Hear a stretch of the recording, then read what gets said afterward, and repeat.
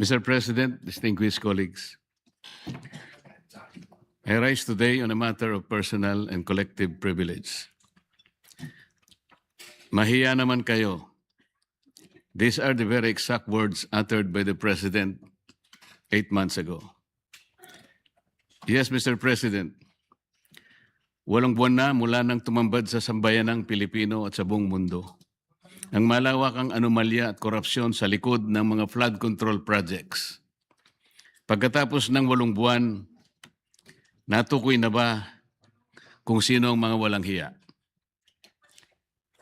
Since the first Blue Ribbon hearing last August 19, 2025, the public has watched closely, anticipating the outcome of our inquiries and investigations. The demand for transparency and accountability did not subside.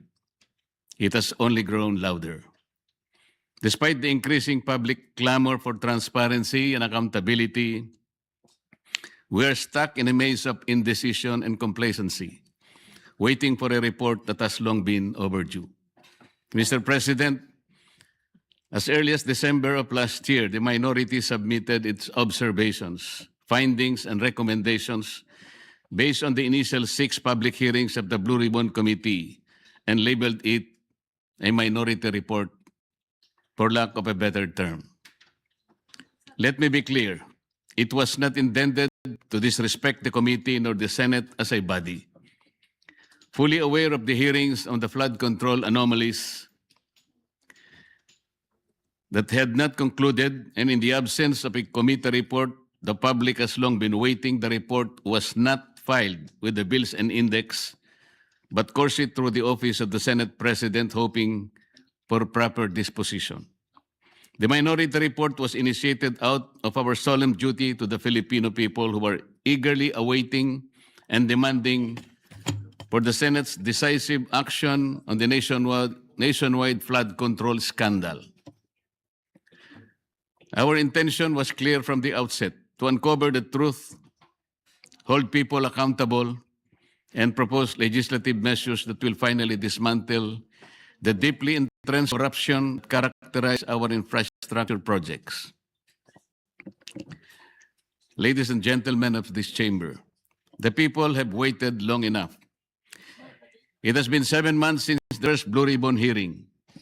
For far too long, the public have been agitated, disgusted, and tormented by the thought that more than yet this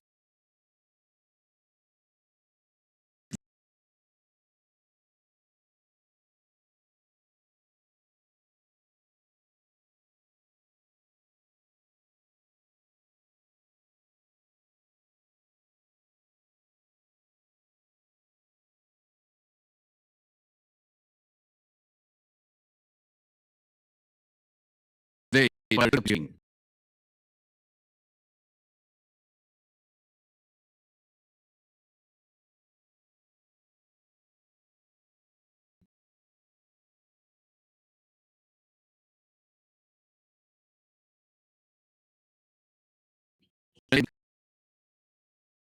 To depend solely on the capacity and perhaps the willingness of our staff to produce a report that the Filipino people have been waiting for.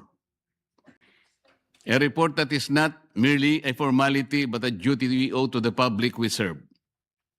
It was out of exasperation that on January 2026, we took it upon ourselves to formally release the minority report in a press inquiry from being the public continues to wait for answers. Yet again, on January 26, 2026, the chairman once again said that the BS committee report was almost finished. Mr. President, the minority report was not done half-heartedly, nor was it done out of disregard for this institution. It was done because the Filipino people have been waiting for this chamber to tell them what has been found. The submission of a minority report therefore served a simple yet necessary and urgent purpose: to let our people know that something has been done, at least from our side. Sadly, after the minority press conference, said report was vilified without even the courtesy of reading it. The BRC chairman was even blunt when he said that the place for the minority report is the trash bin.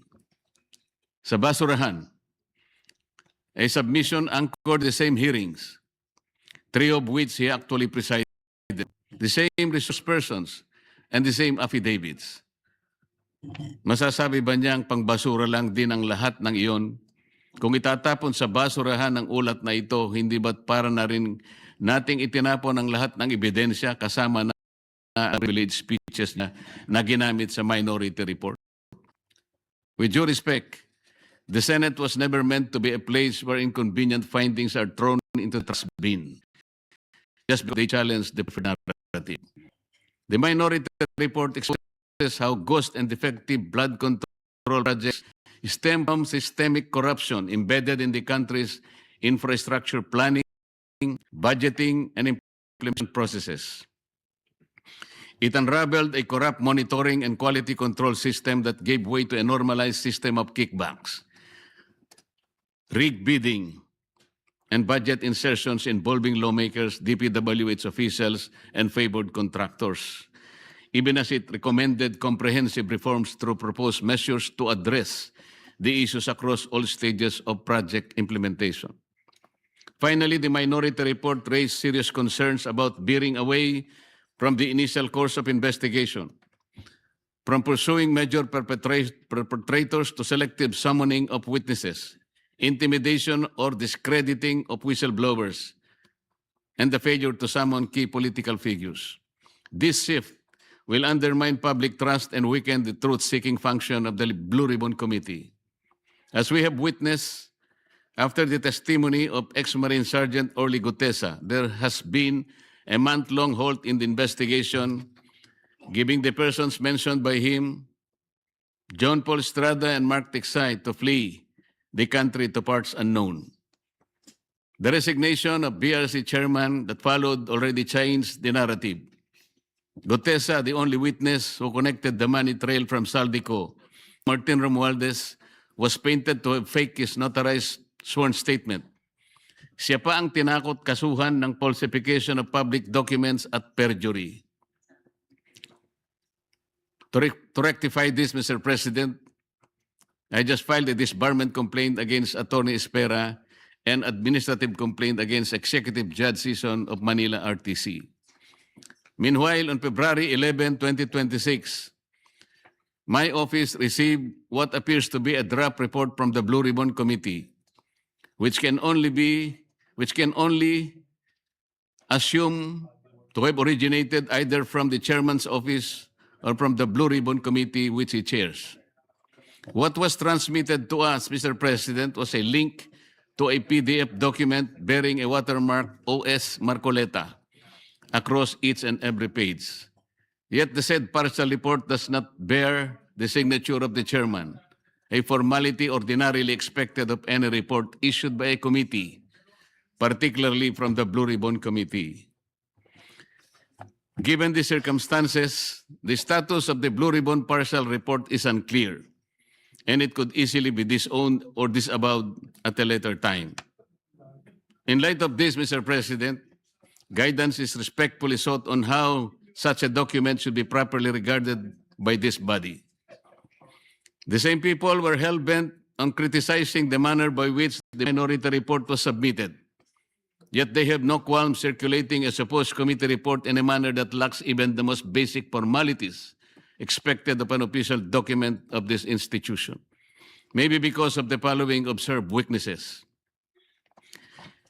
In the BRC chairman's interview with Dos por Dos on DCRH as early as July 31, 2025, he alleged that there are at least 60 sitting congressmen who also acted as contractors of infrastructure projects in their own districts.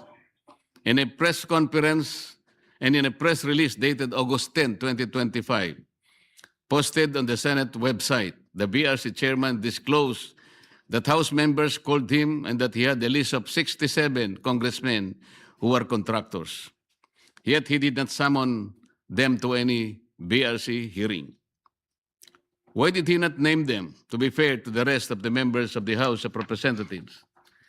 In the sworn statement of the Diskaya, 17 congressmen were also mentioned. Why were not they asked to appear before the committee? On the other hand, the statements of former Yusek Bernardo and his cohorts Alcantara and Hernandez, who named certain senators upon the intercession of the Department of Justice, were readily heralded as gospel truth. The chairman of the BRC has also named at least 11 contractors in his first and second privilege speeches, whom he crucified to be involved in the flood control mess. Bakit hindi na sila ipinatawag? Bakit iilan lang mula sa 11 kontratistang kanyang tinukoy ang aktual na humarap sa pagdinig? Bakit namimili? Ano ang ibig sabihin nito? Remarkably, on November 14, 2025, the BRC chairman invited former Speaker Martin Romualdez to testify in its 7th hearing. He did not appear. Then on January 22, 2026, as quoted by various media outlets, the chairman said that former Speaker Martin will be invited again. If he wants to attend, he is welcome. But he cannot be forced to come due to interparliamentary courtesy. This doctrine can be challenged in the light of Section 27, Article 2 of the 1987 Constitution, which reads, "The state will maintain honesty and integrity in the public service and take positive and effective measures against graft and corruption." This doctrine, Mr. President, which is not even part of our rules, is not absolute and should not prevail over a clear and categorical mandate of the Constitution. The members of Congress have no immunity from investigation, subpoena, or public scrutiny. If anything, those who occupy the highest offices in the government must be the first to answer, not the last to be asked. And on January 11, 2026, in a radio interview over DZBB, the BRC chairman said that there is no solid evidence linking former Speaker Martin Romualdez to the flood control controversy. This is deeply troubling not only for what was asserted, but for what was prematurely concluded because the records of the hearings clearly reveal otherwise. First, Gutesa, who appeared and categorically linked him to the controversy. Second, Saldico, in his several video feeds, identified him and others as the principal actor of this most despicable scandal. Third, at least 2 out of the 17 congressmen in Diskaya's list reportedly referred to Martin Romualdez. Sa mga unang pagdinig ng Blue Ribbon Committee sa ilalim ng pamumuno ng kasalukuyang chairperson, iminungkahi ko po, Ginoong Pangulo, na anyayahan din si dating Governor Luis Chavit Singson na nagpahayag din ng kahandaan at kagustuhan na dumalo upang tumistigo sa mga flood control projects sa Ilocos. Wala rin pong nangyari, Ginoong Pangulo. We are now seeing a clear pattern in this mambo-jumbo that whenever a witness points to former Speaker Romualdez as being linked to the controversy, the credibility of that witness is quickly placed in question. In an ambush interview at the Senate on November 14, 2025, by various media outlets, the BRC chairman clarified that a remote sworn testimony will be allowed only if Saldico appears before Philippine Embassy or Consulate, and a request for a Zoom meeting under oath will be valid.